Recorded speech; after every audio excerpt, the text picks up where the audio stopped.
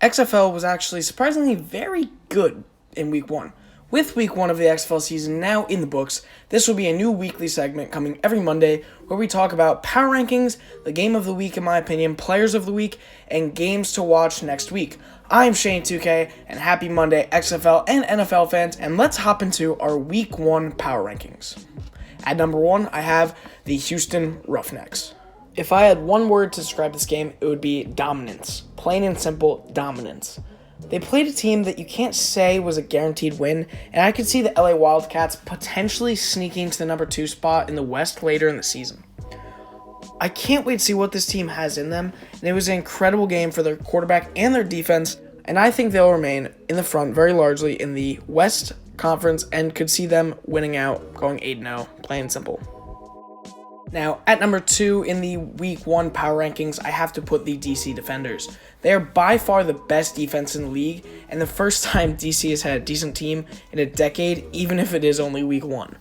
They only allowed 17 points, but did have the most interceptions by a team, and did very well offensively as well, even though they didn't need it. I can see this team competing for the number 1 spot in the East with the next team I will be speaking of. At the number 3 spot, also in the West, we have the New York Guardians. The Guardians didn't allow a single touchdown and allowed the least amount of points in Week 1 of the XFL season. This team, in my opinion, will be at least number 2 in the East by the end of the season. Matt McGloin was very shut down in the second half, but they didn't need him whatsoever to win the ball game. Guardians did face an awful team, but I do see a lot of potential in this offense if they can get it going, and I'd rank their defense number 2 right behind the DC Defenders in the league so far. Now, in the number 4 spot, I will regrettably have to put the St. Louis Battlehawks. Had to put them here just because they got the victory.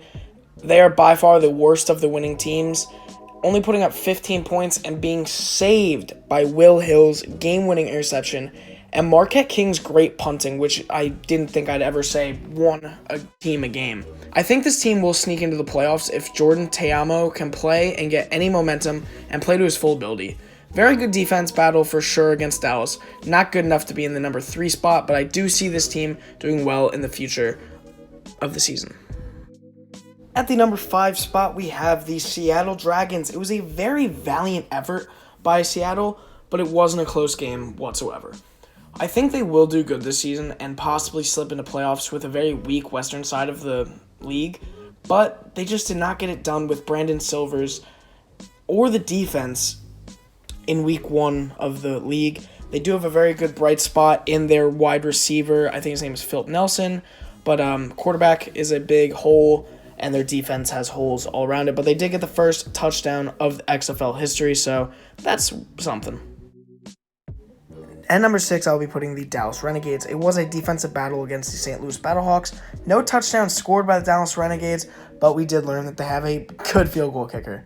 Their defense did only allow 15 points, and I believe Landry Jones will lead this team to 5-3, 6-2, maybe even 7-1 if they're lucky. But their lack of a quarterback and ending to the game will have them slip into the 6th spot, but I don't think they'll stay here very long, and they will crack into the top 4 for sure. At number 7, I'll be putting the Los Angeles Wildcats. Geez, where do I begin with this team? Their quarterback is awful. Not playing-wise, but his attitude's just awful. You can never call out your teammates and start flipping out on a field. The difference between him and Jordan of the Dallas Renegades is that Jordan is chill and doesn't flip out on everybody, and the Wildcats quarterback just has a very hot temper. And also 2 interceptions and a fumble. Awful game by Los Angeles. Don't see their season going very far. If they figure out their quarterback issue and all of that, maybe. But I don't see them going very far. At number 8, we have the Tampa Bay Vipers. Yikes. Dumpster fire. I don't know how they only managed to get 3 points. Oh, wait, yeah, I do. It's because they're awful. Guardians were ranked 3rd amongst winning teams that I put on here, but I don't even want to speak about this team. Just god-awful. Could probably beat the Bengals, though, but, still, 0-8 wouldn't shock me. Now, in the Game of the Week segment, St. Louis Battlehawks versus the Dallas Renegades in Dallas. While the game itself was pretty lackluster, the ending was phenomenal, and I enjoyed the game a lot. This was the closest, and the rest were kind of blowouts or a dang near shutout on New York's part. Not really a great game, but all were exciting, but none really stood out to be a game of the week caliber. If I had to put one, it's the only one that could have had an overtime possibility.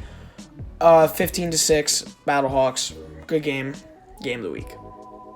For Offensive Player of the Week, it is a no-brainer. It is P.J. Walker.